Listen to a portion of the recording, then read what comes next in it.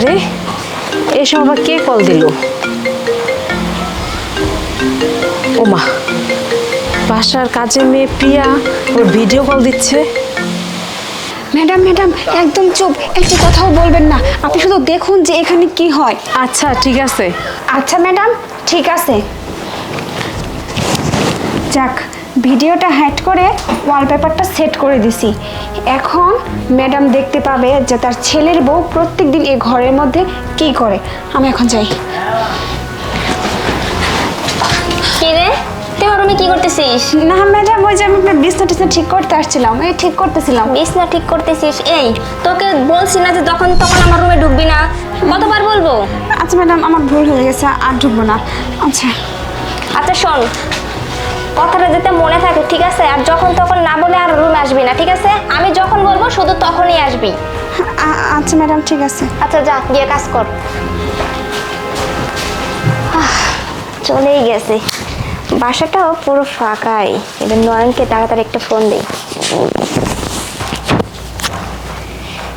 Hello. হ্যাঁ বলো জান। হ্যাঁ নয়ন, কোথায় তুমি? আমি তো বাসায়।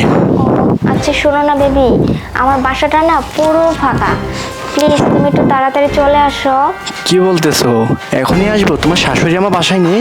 না না, আমার শাশুড়ি মা বাসায় নেই তো, উনি বাজারে চলে গেছে। এখন বাসা ফাঁকা আছে, এর জন্য আমি তোমাকে ফোন দিছি। ও আচ্ছা ঠিক আছে জান, আমি এখনই আসতেছি। হ্যাঁ আচ্ছা ঠিক আছে, প্লিজ একটু তাড়াতাড়ি চলে এসো। Okay bye. আচ্ছা বাই। যাই হোক, নয়নকে তো ফোন দিছি, এবার ও আসলে না অনেক এনজয় করবো দুইজনে।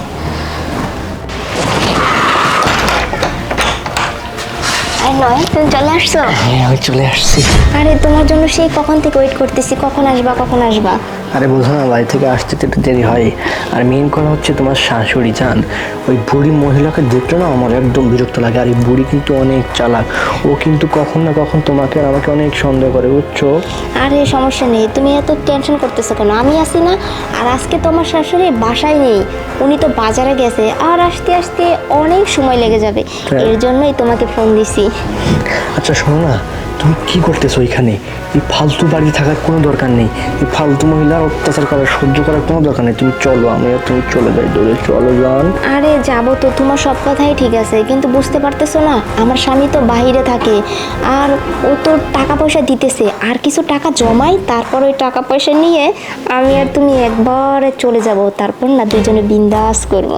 হ্যাঁ তুমি একদম ঠিক বলছো, আর কিছু টাকা পয়সা গুছিয়ে নিও, তারপরে শুধু তুমি আর আমি, বুঝতে পারছো? এইখানে আর থাকতে হবে না, ওর ছেলে মুরুগা। হ্যাঁ বেবি, তুমি একদম ঠিক কথাই বলছো। তুমি আর কয়টা দিন অপেক্ষা করো, আমি এই পর্যন্ত কিছু টাকা পয়সা জমাই, বুঝছো? তারপরে ধরো তোমাকেও কোনো কাজ করতে হবে না, আমাকেও না, সারা দিন রাত খাবো আর দুজনে এনজয় করবো, ঠিক আছে? আচ্ছা ঠিক আছে দিদি, তাহলে এখন চলো। আচ্ছা না, আর তো সহ্য করার মতো না। আসতেছি আমি, তোর মজা দেখাচ্ছি, আসতেছি আমি।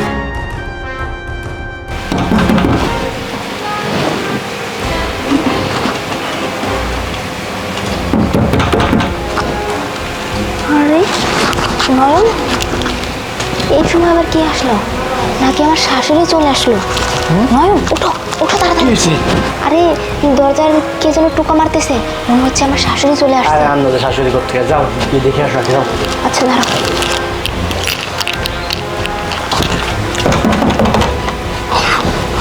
এই, আমার শাশুড়ি চলে আসছে, এখন আমি কি করবো? আমি তো কিছু বুঝতে পারতেছি না। এদিকে আসো, এদিকে আসো। কি বলছিস তুমি? কোথায় লুকাবো? এই এক কাজ করো, এখানে আসো তাড়াতাড়ি। এখানে লুকাবো?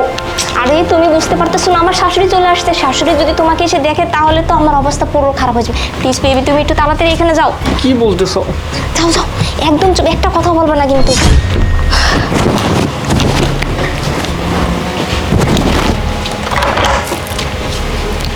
আরে বৌমা, কখন থেকে আমি তোমাকে নক করতেছি, তুমি এত দেরি করে খুললে যে?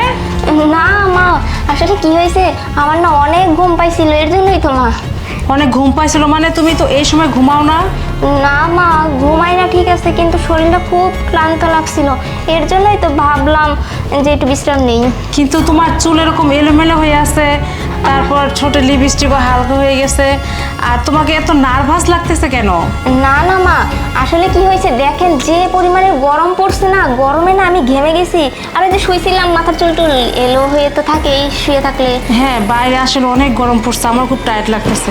আচ্ছা, আমি চেঞ্জ করে নিই সব। আমার শাড়িটা তো ইসা আছে না? মাম্মা কি করতেছেন এখন? তো মা আপনি ওই পাশের রুমে যান, পাশের রুমে গিয়ে চেঞ্জ করেন। আর আমার শাড়ি তো এই পাল্লায়। পাল্লায়? হ্যাঁ। ও আচ্ছা মা শুনুন, এই পাল্লায় যেগুলো আছে এগুলো তো নোংরা হয়ে আছে বুঝছেন। আর এখানে কি যেন একটা ওই যে ইঁদুর ঢুকছিল, ইঁদুর, এত কাপড় নোংরা হয়ে আছে। আপনি এক কাজ করুন, ওই পাশের রুমে যান, ওইখানে আপনার ভালো ভালো শাড়ি রাখা আছে, ওগুলো পরুন। আরে আমি তো বাইরে ঘরে পরার কাপড়ই পরবো, এখানেই আছে। তুমি মামা আপনি কি পাগল হয়ে গেছেন? আমি বলতেছি, আমার কথা বুঝতে পারতেছেন না? এখানে ইঁদুর ঢুকছিল, কাপড়গুলো গন্ধ হয়ে গেছে, আর সেই কাপড়গুলো আপনি কিভাবে আরে পরবেন? বেশি কথা বলতেছো, আমি বলতেছি খুব টায়ার্ড, সরো তো আমার শাড়ি বের করতে দাও। তুমি না ক্লান্ত, শুয়ে যাও। সব মা মা মা আরে তুই বের হ, বের হ। এর জন্য তুমি খুলতে দিতেছো না? মা আপনি কি হ্যাঁ? বলছেন? একে এই ছেলেকে একে তো আমি চিনি না মা। তুমি চিনো না? এখানে কেন, কিভাবে ঢুকছে এখানে? তুমি চিনো না মানে? সেটা তো আমিও ভাবতেছি। এই তুই আমাদের বাসায় কি করতেছিস? যা যা বেরো, তাড়াতাড়ি যা। তুমি কি ভাবছো? না আন্টি, আমি ভুল করে চলে আসছি, আমি চলে যাই। হ্যাঁ এই একদম এক পা যাবি না। এই ছেলেকে আরে মা আপনি কি পাগল হয়ে গেছেন? এই ছেলেকে আমি কিভাবে বলবো? চুপ। আর একটা কথা না, নাটক বন্ধ কর। কি ভাবছো আমি জানি না? সব কিছু আমি জানি। ওই দেখো ওয়ালপেপার, দেখছো? ওয়ালপেপার মাঝখানে দেখো আমাদের কাজের মেয়ে বুদ্ধি করে ওইটা ওখানে লাগাই দিছে। ওইটা থেকে আমি আমার ভিডিও কলে সব কিছু দেখছি যে এই ছেলেটাকে, এই ছেলেটার সাথে তুমি কি বিহেভ করতেছো, ওই কাজের মেয়েটার সাথে কিরকম ব্যবহার করতেছো, সব কিছু আমি দেখছি। ছি লিমা, ছি, তোমাকে আমি এত ভালোবাসি, এত বিশ্বাস করি, আর তার প্রতিদান তুমি এইভাবে দিতে পারলে? মামা আসলে আমার না ভুল হয়ে গেছে। আমার ছেলে বিদেশ থেকে কত কষ্ট করতেছে, দিনের পর দিন, রাতের পর রাত, মাথার ঘাম পায়ে ফেলে ওই টাকা পাঠাচ্ছে, আর সেই টাকা তুমি এভাবে নষ্ট করতেছো। তুমি পর একটা ছেলে এনেছি, পর একটা ছেলে এইভাবে নষ্ট আমি করতে পারতেছো? এই ছিল তোমার প্রতি আমার বিশ্বাস, এই ছিল তোমার প্রতি ভালোবাসা, সেটা প্রতিদিন তুমি এইভাবে দিলা? হ্যাঁ মা প্লিজ আমাকে মাফ করে দেন, আমি আসলে বুঝতেই এই তুই এখন দাঁড়াইছিস, যা যা যা, এখনো দাঁড়াইছো, লজ্জা কর। আর খালি তৃষ্টিমা দেখি আমার বাড়ি। আর তোমার মতো ছেলে আমার কখনোই দরকার নাই। আমি এখন ছেলেকে আমি ফোন দিতেছি, ডিভোর্সের ব্যবস্থা হচ্ছে, সব কিছু। তুমি এখানে থাকবা, আমি এখন বাড়িতে দরজা লাগাইতেছি। না প্লিজ, কোনোই নাই। আমি তোমাকে অনেক বিশ্বাস